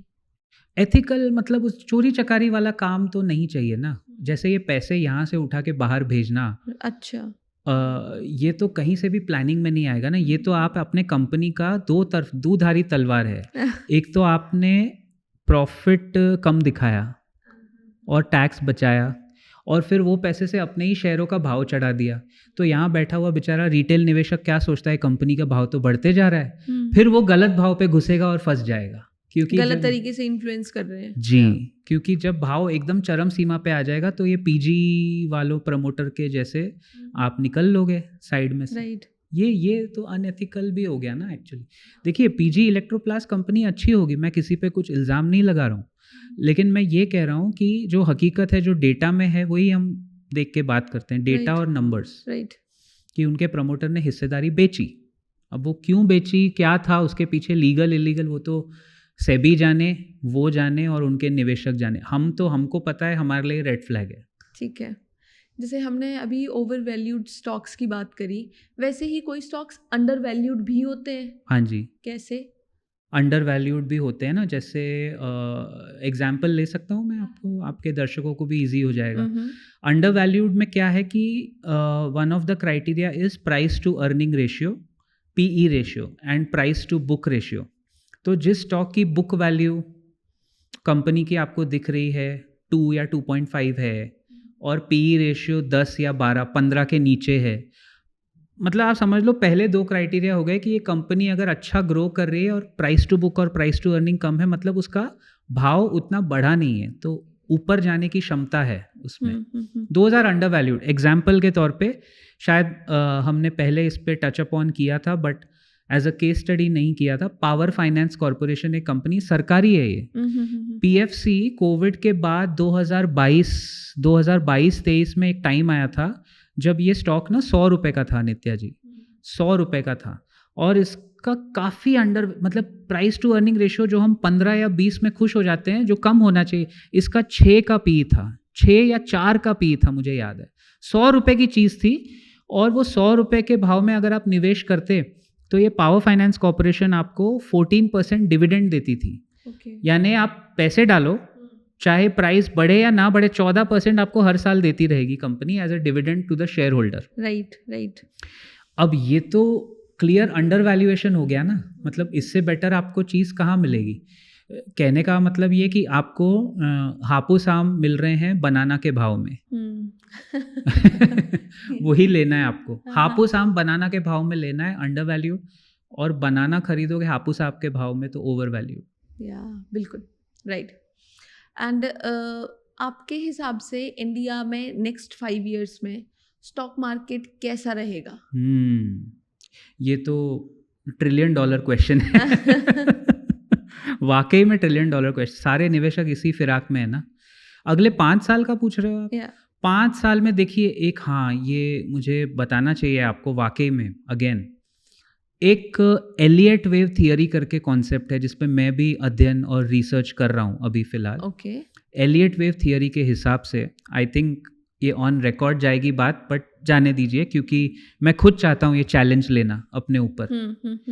2027 जनवरी के आसपास एक कुछ ना कुछ कारण के वजह से 2027 जनवरी फरवरी के आसपास आपको दिखेगा एक मेजर क्रैश बाजार में। आता हुआ दिख सकता है। वो हर 7-8 साल में बंधा हुआ है कि रीज़न अलग होते हैं, कभी कोविड हो गया, कभी महामारी हो गई, कभी कुछ और स्वाइन फ्लू आ गया, कभी global financial crisis, reasons can be different, but ये हमें दिख रहा है कि 2027 जैन फेब में आ सकता है। तो हाँ, अब वो क्रैश आएगा, क्रैश से मार्केट उभर जाएगा, 5 साल में हम 2030 तक पहुंच रहे हैं ना। तो आप वही, अगर आप मुझसे पूछ रहे हो कितना ग्रो करेगा, हर 5 साल हमारा बाजार जो है वो 12-13% आपको रिटर्न दे ही देता है, इंक्लूडिंग द क्रैश। क्रैश में नीचे भी जाएगा ना, तो जो SIP कर रहे हैं उनको तो नीचे के भाव मिलेंगे, तो उनके लिए तो कोई दिक्कत है ही नहीं देखा जाए तो। इट विल गिव यू 12 से 13% आप मान के चलिए। बट हाँ, क्योंकि आपने पूछा है तो एक क्रैश, अच्छा क्रैश का मतलब क्या होता है? क्रैश का मतलब आपका इंडेक्स निफ्टी जो है वो 20% गिर जाए, ठीक है, 20 या 25% गिर जाए, जो कोविड में गिरा था। कोविड में 12,000 वाला निफ्टी 24 मार्च 2020 को 12,000 वाला निफ्टी जो था वो 7,500 हो गया था एक दिन। बट फिर वो वहाँ से फिर ऐसे क्रैशेस में बाइंग भी जल्दी आ जाती, तो वो चढ़ भी गया ऊपर जल्दी। बट 12,000 से अगर 7,500 में पकड़ूँ तो 4,500, हाँ 35% crash, that is a crash. ये 5%, 7% वाले जो गिरते हैं ये करेक्शन है, ये तो लाजमी है, ये तो आना ही है। ठीक है। ऐसे में क्या आप कुछ एडवाइस कर सकते हो, कुछ ऐसे स्टॉक्स जिसमें निवेश करा जाना चाहिए? अभी एडवाइस तो हम ओपनली नहीं कर सकते हैं, क्योंकि एज पर सेबी के rules and I think ethically also it's not good to pick stock names. But बड़ी सिंपल सी बात कुछ है। फील्ड्स, जैसे लास्ट टाइम हमने बात करी थी टूरिज्म की, हाँ, वैसा कुछ। टूरिज्म मेरा पर्सनल फेवरेट है। मेरे को लगता है इंडिया में हम लोग बहुत अंडर पेनिट्रेटेड हैं टूरिज्म में, और मुझे लगता है लोगों के पास जैसे क्षमता बढ़ रही है, पैसे कमा रहे हैं ज़्यादा, टॉप 5% देश का तो कमा रहा है, तो वो लोग टूरिज्म में थोड़ा घूमेंगे ज़्यादा देश में इवेंचुअली। बट हाँ, अगर आप सेक्टर की बात कर रहे हो तो है ना, हमारे पास मेरे ख्याल में 2-3 अच्छे सेक्टर हैं। सोलर एनर्जी है, उसमें बहुत ग्रोथ है, और एक स्टॉक है सोलर इंडस्ट्रीज़ करके, उसी नाम पे। वो क्या कंपनी, आप देखना कभी, आई थिंक 16 या 18,000 रुपये का एक शेयर हो गया, वो बहुत बढ़ गई कंपनी, बहुत चढ़ गई वो। तो कुछ हमारी ट्रेन शायद निकल भी, गाड़ी छूट भी चुकी है कुछ सेक्टर में एक्चुअली। सोलर सेक्टर है, रिन्यूएबल एनर्जी है, ये जो इलेक्ट्रिक व्हीकल्स आ रही हैं इनकी बैटरी बनाने वाली, वो सब फील्ड है। देन IT में AI रिलेटेड जो कंपनीज आगे करेंगी वो हम सबको दिख रहा है 10 साल में, बहुत है ना, बहुत ग्रोथ लग रही है। और फिर जो भी चीज़ में, मैं इन शॉर्ट अगर आपको बोलूँ, जो भी चीज़ में टेक्नोलॉजी का यूज़ हो रहा है, जहाँ फैक्ट्रियाँ नहीं लगानी पड़ रही, माल नहीं उठाना पड़ रहा है, वर्करों की ज़रूरत नहीं, क्योंकि वो ज़माना चला गया अभी, वो बहुत कमा लिया लोगों ने। अब सब कुछ टेक इनेबल्ड जहाँ है, कहाँ कहाँ टेक्नोलॉजी घुसा के आप कमा सकते हैं, 3-4 मैंने आपको बताया, वो उसमें हमें ग्रोथ दिखता है। एक छोटा बिजनेस आइडिया शेयर करना चाहूँगा कि शायद आगे जाके ये कंपनीज बड़ी बन जाएं। देखिए, हमारे देश में पूजा पाठ बहुत लोग कर रहे हैं, है ना, करते ही होंगे अपने अपने हिसाब से, अपने अपने श्रद्धा, मानसिकता और मानता के हिसाब से लोग करते हैं। पूजा पाठ में जो सामग्री लगती है ना, उसका बिजनेस जो है वो बहुत बड़ा बिजनेस है, यू नो। हाँ, फूल पत्ती, नारियल, ध्रुवा और ऐसी कुछ चीजें। ध्रुवा, दैट घास हमारे गांव में होती थी ये। हाँ। सो अभी अगर हम जाते हैं ढूंढने, अब नहीं मिलती है ये। अच्छा, कम हो गई है, कम हो गई। हाँ, तो शॉर्ट सप्लाई में है, मतलब उसका प्राइस बढ़ सकता है। अब चक्कर ये है कि देखना पड़ेगा कौन सी कंपनी इसमें से आके बाजार में लिस्ट होगी, लेकिन ये मैं देख रहा हूँ ये बढ़ता जा रहा है मार्केट। ये पूजा पाठ वाला जो सब है ना चक्कर, आप देखिए हमारे देश में त्योहार कितने आते हैं हर महीने। अभी त्योहारों का सीजन शुरू होगा, बिल्कुल, तो आते ही जाएंगे। तो अच्छा, पूजा का सामान भी ऐसा है कि आपको किराना स्टोर में ही जाना पड़ेगा, आप मॉल में तो जाओगे नहीं नारियल लेने। ये थोड़ा इस पे नज़र रखनी चाहिए कि क्या इसमें, number 1, can we make a good business out of this? Definitely we can. And क्या उसमें ऑनलाइन डाल के कुछ पूजा पाठ का जोमेटो बनाया जा सकता है? Why not? I don't think अब तक हमारे पास है कि पूजा का सामान घर पे आ रहा है। तो ऐसे बहुत हैं, ऐसे आइडियाज़ हैं, चाहे घर पे आए या ना आए, लेकिन फ्रेश सामान बहुत कम डिलीवर होता है ना। हाँ जी, करेक्ट। तो इसमें ग्रोथ है, ये मैं आपको बताना चाहूँगा। ये 20,000 करोड़ का मार्केट है देश में। पूजा पाठ का मार्केट काफ़ी बड़ा है और पूरा अनऑर्गेनाइज्ड है, कोई ऑर्गेनाइज प्लेयर क्या है ही नहीं। इसका रीज़न जो सोशल मीडिया में अब बहुत सारे ऐसे संत आ रहे हैं, बहुत पर्सनालिटीज आ रही हैं, क्या Correct. इस वजह से बढ़ रहा है ये? Of course I think so. मैंने एक चीज़ देखी, जब से हमारा ये राम मंदिर का इनॉग्रेशन हुआ ना, तब से एकदम ऐसा स्पाइक आ गया है। अब पता नहीं उसका कोई कारण है या नहीं, बट क्या है कि जो एल्डर्स सीनियर सिटीजन्स हैं वो भी अब चाहते हैं कि बच्चों में ये आ जाए, और वो ज़बरदस्ती करते हैं, तो उस चक्कर में भी बढ़ रहा है। आप देखो लोगों में अवेयरनेस तो बढ़ ही रही है, but yeah for whatever reason it's a growing market, so उस पर नज़र रखनी चाहिए, वी कांट डिनाई। एंड आपने बिल्कुल सही कहा, बेस्ट पार्ट क्या है, जो आपने खुद एग्जाम्पल बताया कि चीज़ें सप्लाई में कम हो रही है। राइट। तो जो सप्लाई जहाँ कम हुआ वहाँ भाव बढ़ता है और फिर उसका बिजनेस बढ़ता है। तो ऐसे ही जैसे आपने कहा कि tourism is your favourite sector also, right?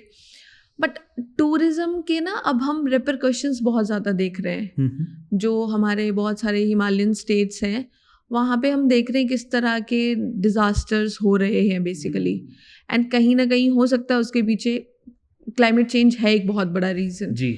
सो अगर इसी तरह ये डिज़ास्टर बढ़ते रहे तो टूरिज्म सेक्टर, क्योंकि बहुत पार्ट ऐसा है कि लोगों को गर्मियों में हिमालयन स्टेट्स में जाना होता है, तो अगर ऐसा ही रहा तो वो कम नहीं हो जाएगा टूरिज्म फिर? नहीं, कम तो मुझे नहीं लगता कम होगा। आपकी बात बिल्कुल सही है। आई डोंट थिंक हमारे सरकारों ने कभी इसको प्रमोट किया है एज एन इंडस्ट्री। देखिए ना, कौन सा सरकारी रिजॉर्ट आपको लगता है खुद की मार्केटिंग करता हुआ? कहाँ हम देखते हैं।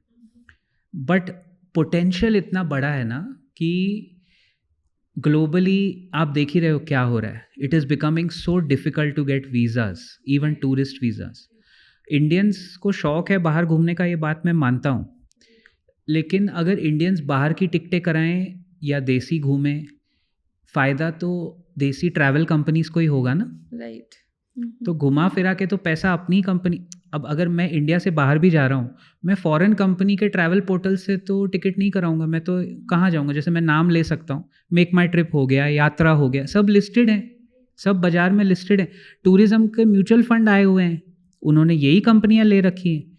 हाँ, एक पॉइंट है कि उसमें होटल्स ज़्यादा हैं, तो आप ताज के होटल्स का, इनफैक्ट आई इनवाइट यू, आप उनका बुकिंग देखिए, उनकी प्राइसिंग देखिए, कितने महंगे हो गए हैं और सब फुल जा रहे हैं। होटल इंडिया में बुक करना एक बहुत महंगा प्रोपोजिशन हो गया है। बट या अगर आप वो नेचुरल डिज़ास्टर्स की बात कर रहे हो, देखो वो तो चलता ही रहेगा ना, वो तो पीढ़ी दर पीढ़ी चल रहा है, बट कम नहीं होगा, क्योंकि लोगों में वो है कि मुझे ना उस पहाड़ी पे लद्दाख में जाके बाइक चलानी है। बाइक कल्चर, बाइक ग्रुप्स बन गए हैं, रॉयल एनफील्ड के हैं और अलग अलग ब्रांड्स के हैं, है ना। कम तो नहीं होगा। ये ऐसी चीज़ें क्या है ना, आपके देश का जैसे जैसे ग्रोथ आती है, हमारे देश का पर कैपिटा जीडीपी है ऑलमोस्ट $3,000 हर कंट्री में। मैं आपको रीज़न बता रहा हूँ हम क्यों बुलिश हैं इस पे।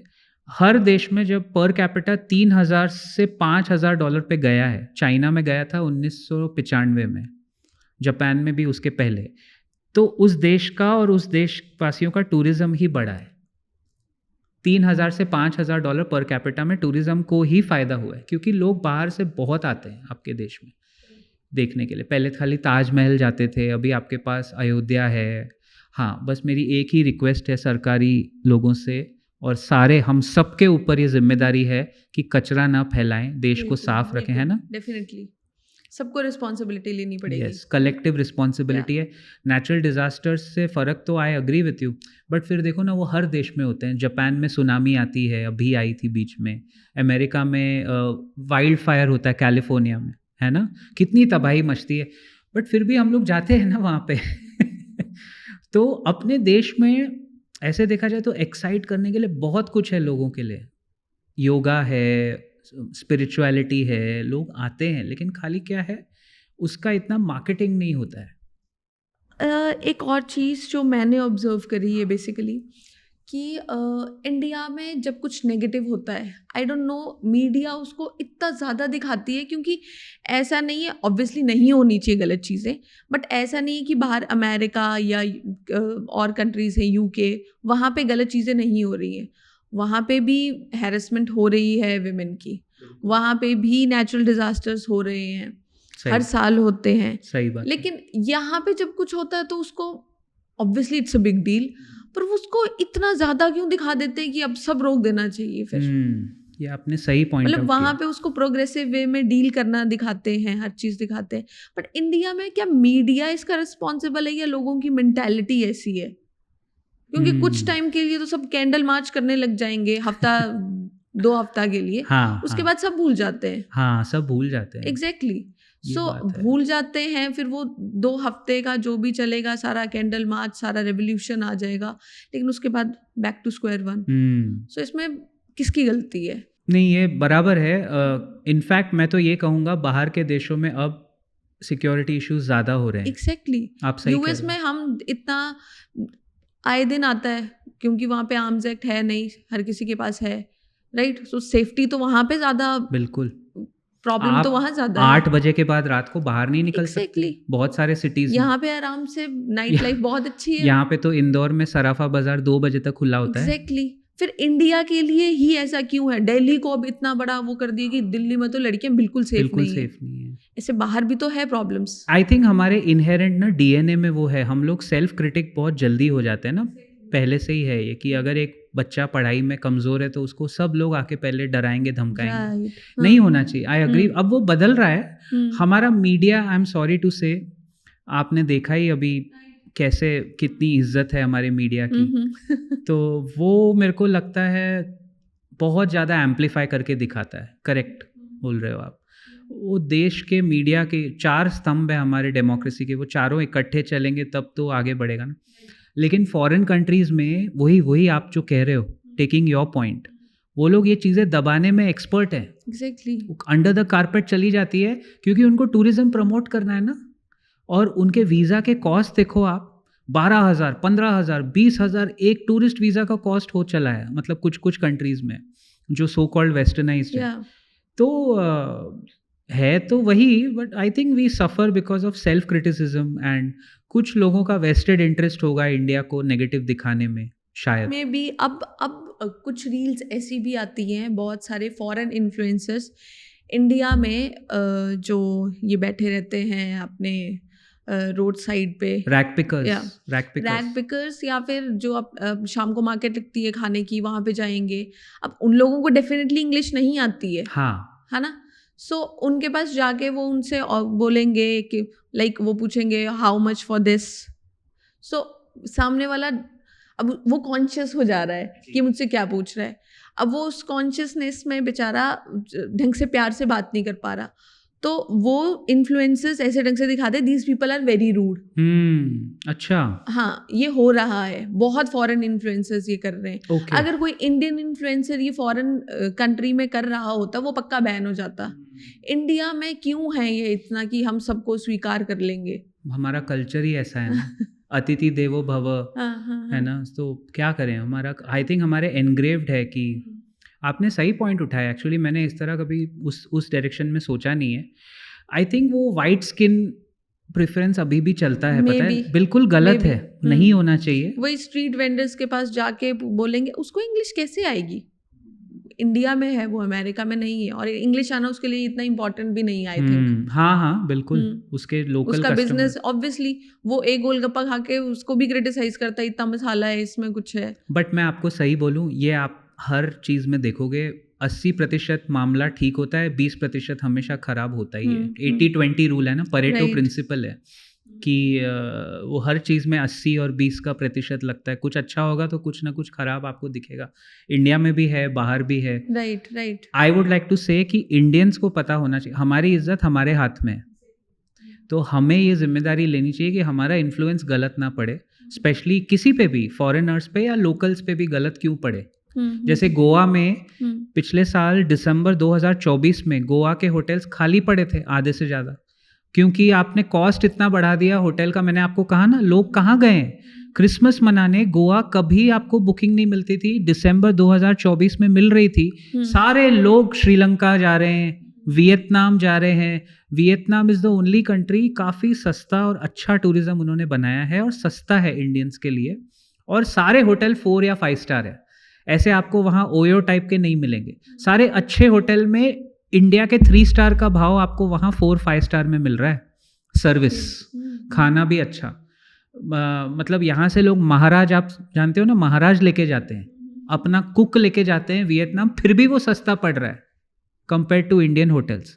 तो ये हमारे ऊपर है, मुझे लगता है ये हमारे हाथ में है, हमें ही इसका कुछ तोड़ निकालना पड़ेगा और शायद समय इसका तोड़ निकालेगा इवेंचुअली। एक बात तो मैंने देखी है, इंडियंस की इज्जत वर्ल्ड वाइड बढ़ी है, ये क्रेडिट हमें जिनको भी देना है देना चाहिए, बट हमारी रिस्पेक्ट बढ़ रही है, लेकिन लोग हमसे ना टूट रहे हैं क्योंकि हम उनके जॉब्स ले जाते हैं। तो एक चिढ़ है, वो चिढ़ मची हुई है कि इंडियंस तो बहुत दिमाग वाले हैं, मेहनती, हम मेहनती लोग हैं, 15-16 घंटे काम कर लेते हैं। ये बाहर के देशों में वो लोग 8-10 घंटे से ज़्यादा कर नहीं पाते, जो भी रीज़न होगा, वो दूसरी चीज़ों में अच्छे हैं। तो वो चिढ़ के वजह से मेरे ख्याल में ये नेगेटिविटी हम पे थोपने का काम किया जाता है। इसीलिए शायद अब इंडियंस को यूएस, कनाडा, वहाँ पे जॉब्स मिलनी काफ़ी मुश्किल दिक्कत हो रही है। दिक्कत तो है, जॉब्स की दिक्कत बाहर बहुत है। अगर आप में से कोई बाहर जाके पढ़ने का प्लान बना रहा है, ऑफ टॉपिक, लेकिन it is not a good investment to send your children abroad in 2025। आगे मुझे नहीं पता, क्योंकि 50-60 लाख रुपए खर्चा करके आप बाहर भेजो, उससे अच्छा यार इंडिया में 2-2.5 लाख में बिजनेस शुरू करके देख लो। छोटा फूल पत्ती का बिजनेस कर, जो ध्रुव का, पूजा का मार्केट, अरे पूजा के बिजनेस में बहुत कमाई है, मैं आपको बता रहा हूँ। और श्रद्धा भक्ति का काम है यार, उससे बेटर क्या हो सकता है। राइट। आप किसी को सामान दे रहे हो भगवान को पूजा करने का, और उसमें आप अपना छोटा सा एक दुकान चला रहे हो, कमा रहे हो, इससे बेटर क्या सेवा हो सकती है समाज की, आप सोचिए। राइट। सो नाउ सर, जो एक्सिस बैंक म्यूचुअल फंड था, हाँ, उसमें क्या हुआ था बेसिकली? ये आप पूछ रहे हो जो 2023 की घटना है। हाँ, तो एक्सिस बैंक का तो उसमें नाम उछला था, ये तो डेटा मीडिया में है। इसमें क्या हुआ था कि 2 वहाँ के बड़े फंड मैनेजर थे, इसको कहते हैं फ्रंट रनिंग एक ट्राइड एंड टेस्टेड इलीगल काम है। क्या होता है फ्रंट रनिंग? फ्रंट रनिंग मतलब आप समझ लीजिए, अगर कोई फंड मैनेजर है, वो मेरा दोस्त है और वो उसका म्यूचुअल फंड है एक्सिस, क्योंकि एक्सिस में ही हुआ था। 2 फंड मैनेजरों ने डिसाइड कर लिया था कि हम ये 10 स्टॉक लेने वाले हैं। स्टॉक में घुसने से पहले, कम से कम 3-4 दिन पहले, हफ्ता भर पहले, उन्होंने अपना एक 100 लोगों का जो नेटवर्क था, रिश्तेदार वगैरह, रिश्तेदारी में फैला दिया कि ये स्टॉक खरीद लो, और अगले हफ्ते जाके वो म्यूचुअल फंड के 5,000 करोड़ 10,000 करोड़ लगा रहे हैं उन्हीं स्टॉक्स में। तो ये है फ्रंट रनिंग, जिसमें आपको पता है कि हम ये स्टॉक लेंगे, ये ऊपर जा रहे हैं, ऊपर जाएंगे, तो हम पहले ही अपने लोगों को बता दें कि ये लेके रख दो। ये तो इलीगल है, दिस इज़ कम्प्लीटली इलीगल। और ये नकल में भी अक्ल होनी चाहिए ना। ये लोग पकड़े गए करते हुए। अच्छा, ये काम टीवी एंकर्स ने भी किया है by the way. 2 business channel हैं, एक बिजनेस चैनल है, उनकी आवाज़ बड़ी पॉपुलर है। अब मैं इससे ज़्यादा नहीं, आपके दर्शक कमेंट्स में बता देंगे कौन सा चैनल है। बड़ी पॉपुलर आवाज़ करते हैं वो। तो उनके तो 3 एंकर पकड़े गए फ्रंट रनिंग में। वो क्या करते हैं, सुबह सुबह उनका शो चलता था 2020। ओके। उस 2020 में सुबह 7:45-8 बजे आके वो स्टॉक के नाम, आप 20 स्टॉक के नाम गिनाएंगे, है ना। और उसी दिन आपने ले लिए, वो उसके पहले लेके बैठा है। जैसे ही रिटेल इन्वेस्टर ने स्टॉक खरीदे, वो उस दिन, जिस दिन आप खरीद रहे हो, जाके मार्केट में ऊपर के भाव पे बेच देगा स्टॉक बल्क में। मतलब ये फ्रंट रनिंग जो है ना, ये एक तरह का कैसे बोले, बीमारी है। छोटे लेवल पे टीवी एंकर ने किया, बड़े लेवल पे एक्सिस के फंड मैनेजर्स ने किया, बट ये तो बहुत ही गलत बात है। भाई आपको पता है आप करोड़ों अरबों खरबों लगाने वाले हो, तो आप अपने पोर्टफोलियो पहले भर रहे हो जानते हुए कि भाव ऊपर जाएगा। ये तो गलती है ना, ये तो चोरी हो गई।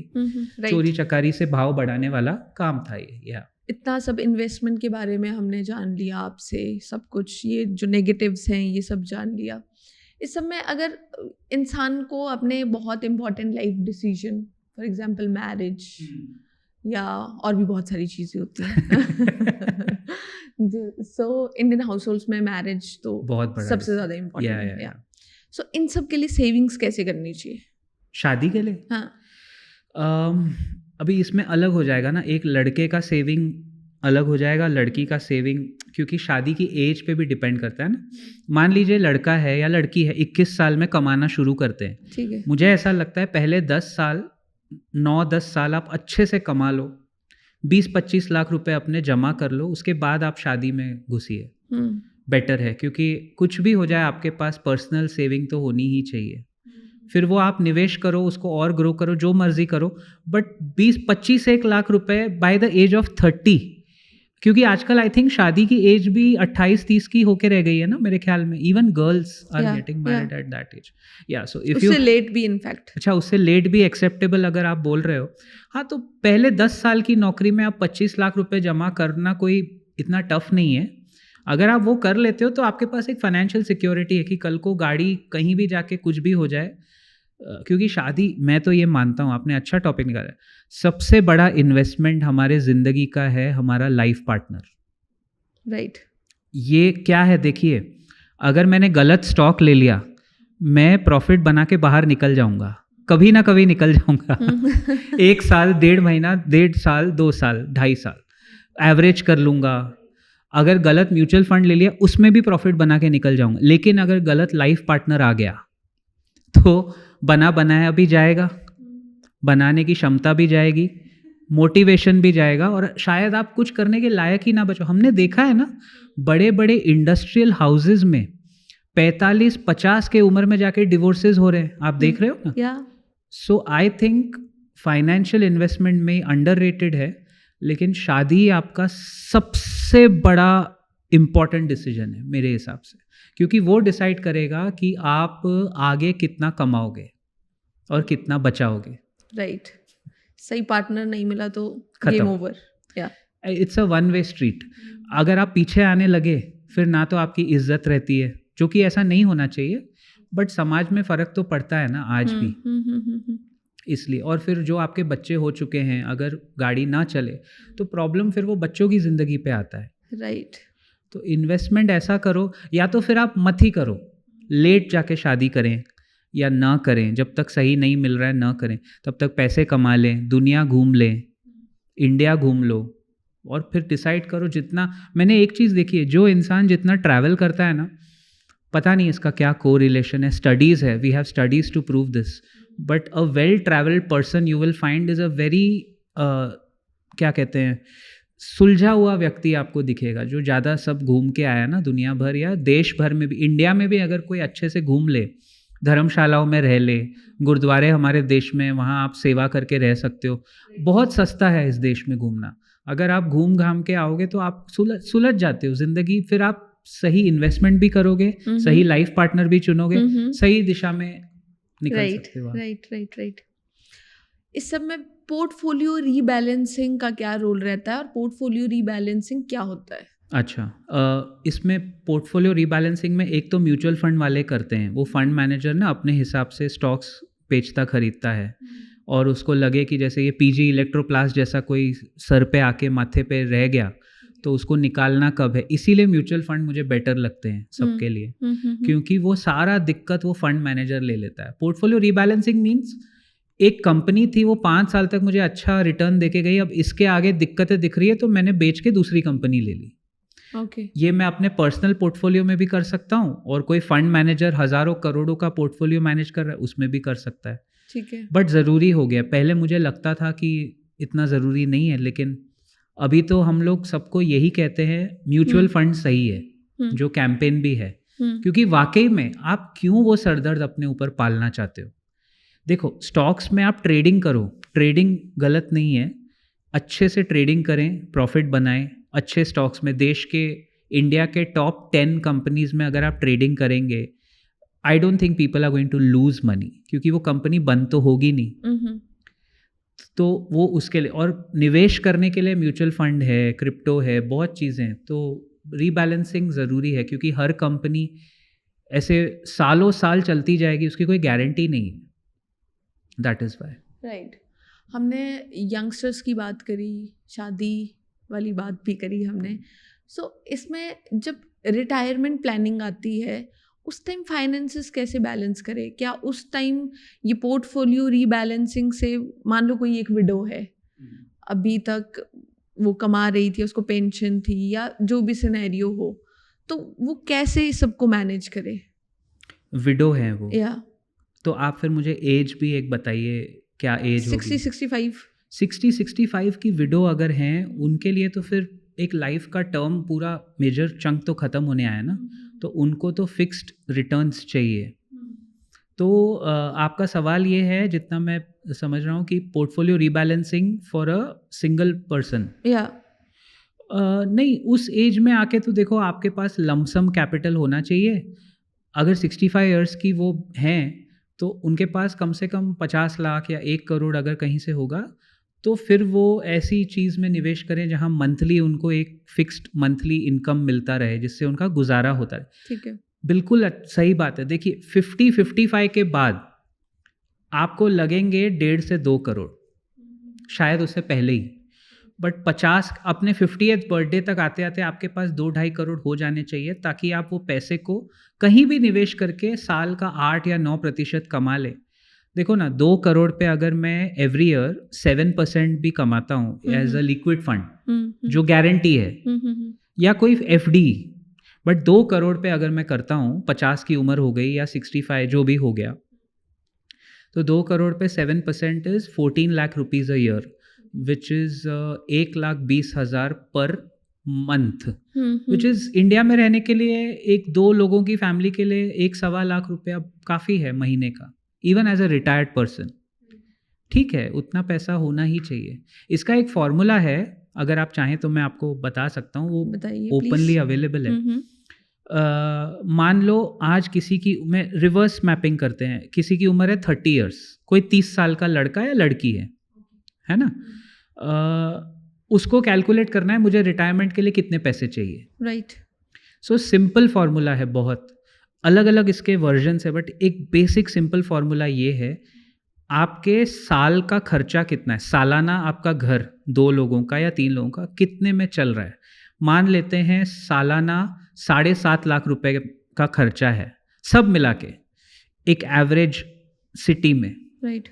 7.5 लाख रुपए में अगर मेरा घर, किसी का घर चल रहा है और उसकी उम्र 30 साल है, तो आप उसको ना मल्टीप्लाई बाय 25 कर लो, तो 7.5 lakh into 25 is around 1,75 lakh. तो ये 1,75 लाख जब उस फैमिली के पास आ जाएं, तब वो रिटायर हो सकता है। ओके। क्योंकि जो जिंदगी आप अब जी रहे हो, उतने ही खर्चे इन्फ्लेशन एडजस्टेड आपको आगे करने के लिए 1.25 करोड़ जो मैंने कैलकुलेशन किया उस हिसाब से चाहिए। जितना आपका खर्चा है मल्टीप्लाई बाय 25, राइट, तो बन जाएगा उस हिसाब से। अब किसी का खर्चा अगर साल का 20 लाख है, तो 20 लाख इंटू 25 इज 5 करोड़, तो उसको 5 करोड़ लगेंगे रिटायर, क्योंकि उसकी स्टैंडर्ड ऑफ लिविंग ही वैसी हो गई है ना। राइट। तो वो फर्क पड़ता है। वैसे अभी हम ये सब बातें डिस्कस कर रहे हैं, ऑडियंस देखेगी, ऐसे ही अपना बहुत सारे रिसोर्सेज हो चुके हैं, लाइक अब हर किसी को गुरु बनना है मतलब कोई क्वालिफिकेशन कोई चेक नहीं कर रहा है, क्योंकि लोगों को एक होप मिल जाती है। और कहीं गलती से वही पॉइंट वो उठा ले सोशल मीडिया पे जो उस बंदे की प्रॉब्लम चल रही होगी लाइफ में, सो वो एकदम से कनेक्ट कर जाएगा, उसको क्लिक कर जाएगा और वो शायद कोई गलत गेमिंग में पैसा लगा देगा या कुछ गलत वो कर देगा, राइट। सो इसमें एक मैसेज क्या देना चाहोगे आप आजकल के यंगस्टर्स? इनफैक्ट अब तो हमारे पेरेंट्स वो भी इन सब चीज़ों में फंसते जा रहे हैं, जो फ्रॉड्स भी हो रहे हैं, क्योंकि वो पैसे की उम्मीद सबको ही अच्छी लगती है। सो क्या मैसेज दोगे आप in terms of online gaming वगैरह? जो आप ऑनलाइन गेमिंग है या फ्रॉड्स जो भी है, या जो लोग ये वीडियोस बनाते हैं जो ये चीज़ें कर रहे हैं, उनको भी एक मैसेज? नहीं, मैसेज तो बड़ा सिंपल है। देखिए, पैसा मेहनत से कमाता है हर इंसान। मैंने तो बहुत, मतलब हम सब ने, आई थिंक हमारे पेरेंट्स को देखा है ना स्ट्रगल करते हुए पैसे को लेके। तो मैसेज तो आई थिंक बड़ा सिंपल है कि पैसा अगर आप कमा रहे हो ठीक ठाक, तो आपको बस इतना ध्यान में रखना है कि वो सही जगह सही टाइम पे निवेश होता रहे। और अगर किसी चीज़ में सरकारी, क्योंकि इसमें गवर्नमेंट का रोल बड़ा इंपॉर्टेंट है, अगर कोई चीज़ गवर्नमेंट सर्टिफाई नहीं कर रही है कि ये गवर्नमेंट अप्रूव नहीं है, तो उससे दूर ही रहने में भलाई है। और जहाँ ज़रूरत पड़े, जैसे हम बीमारियों के लिए डॉक्टर रखते हैं, बच्चों के लिए पीडियाट्रिशियंस हैं, वैसे आपके फाइनेंसिस के लिए एक फाइनेंशियल डॉक्टर होना ज़रूरी है। अगर किसी के पास फाइनेंशियल एडवाइज़र है, मुझे नहीं लगता वो बंदा ये सब चीज़ों में फंसेगा कभी, क्योंकि आपका एडवाइज़र आपको उधर ही मना कर देगा ना कि ये मत करो यार, ये गफला है, जो भी जैसे आपने बोला बिल्कुल सही। सीनियर सिटीजन्स भी फंसते हैं बाय द वे इसमें। एक्चुअली आजकल हमारी बैंक्स भी, मैं ये कहना चाहूँगा ना, रिलायबल नहीं रही है नित्या जी। बैंक्स में, ICICI बैंक में आपको शायद आई डोंट नो पता होगा या नहीं, मैं आपको बताना चाहूँगा। ICICI बैंक जैसी बड़ी बैंक में अभी खबर आई थी 2023 में, कहीं का जयपुर या जोधपुर कहीं का ब्रांच था उनका, एक मैडम थी जो वहाँ काम करती थी, यंग लेडी 25-26 साल की, उसने कुछ सीनियर सिटीजन के बैंक अकाउंट्स के KYC किए हुए नंबर, मोबाइल नंबर बदल डाले और उनके अकाउंट में करोड़ों पड़े थे। सीनियर सिटीजन है, अमीर होंगे, पड़े थे 1-1.5 करोड़। वो पैसा उनके अकाउंट से निकाल के स्टॉक मार्केट में निवेश कर दिया, उसमें लॉस भी किया उन्होंने, और वो जॉब से परेशान होकर जॉब छोड़ के चली गई है। 2025 में जाके वो महिला पकड़ी गई, क्योंकि उस ICICI बैंक में नया बैंक मैनेजर आया, तबादला हुआ, एक बैंक मैनेजर बदला। जब नया आदमी आया, उसने अकाउंट्स देखे, उसने बोला ये क्या है, ये 4 सीनियर सिटीजन के अकाउंट में उसको दिखा 2-2 करोड़ का गफला। और ये मैडम इतनी बेवकूफ़ निकली कि पैसा चुराया, वही नकल में अक्ल होनी चाहिए, मार्केट में डाल के वहाँ भी लॉस किया है, ऐसा नहीं कि प्रॉफिट किया। तो आप सोचिए, अब बैंकों में ही पैसा, भाई KYC करके आपको भी मैसेजेस आते होंगे ना, ये आधार कार्ड दे दो, पैन कार्ड, तो हम किस चीज़ के लिए KYC कर रहे हैं इस देश में? अगर मेरे सीनियर सिटीजन का पैसा सेफ नहीं है, उन्होंने KYC किया हुआ है, लेकिन बैंक का एक एम्प्लॉय, एक गंदी मछली पूरे तालाब को अगर खराब कर रही है, तो फिर आप क्या ही, मैं क्यों किसी और को दोष दूं कि स्कैम हो रहे हैं? ये तो बैठे बैठे। अच्छा, इसमें प्रॉब्लम क्या हुआ पता है? सीनियर सिटीजन्स को जब मोबाइल पे SMS आता है ना, हम ही लोग उनको बोलते हैं ध्यान मत दो, ये स्कैम होगा। उन बेचारों ने, वो मैसेजेस आए होंगे, पैसे ट्रांसफर हो रहे, उन्होंने ध्यान नहीं दिया। राइट। तो ये वही दूधारी तलवार हो गई आप टेक्नोलॉजी का। तो मुझे बड़ा खराब लगा जब मैंने, देखिए आई कैन अंडरस्टैंड कोई सरकारी बैंक में गफला होता है, वो बदनाम है, I can understand, but ICICI bank में ऐसा, और वो भी नेट बैंकिंग के थ्रू। देश की 3 बैंकों को सरकार ने सॉवरेन गारंटी दी है कि ये कभी बंद नहीं होंगी, है ना? उसमें HDFC है, ICICI और SBI।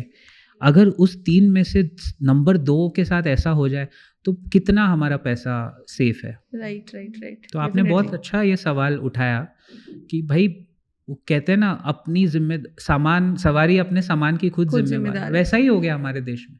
मैं तो सबको यही कहना चाहूँगा आपके माध्यम से, आपका ये बहुत अच्छा शो है, कि जितना हो सके बैंकों में पैसा वो रखिए जो इमरजेंसी के लिए है और एक सीमित दायरे में है।